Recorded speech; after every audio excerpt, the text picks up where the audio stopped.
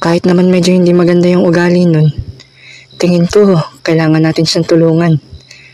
Sayang din ang 2 milyon na pabuya. Loko ka talaga. Pero saan naman kaya natin siya hahanapin?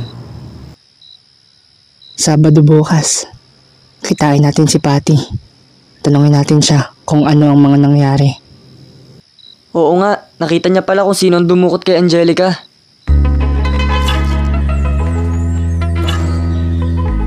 Hello? Asa na kayo? Andito na ako sa Jollibee.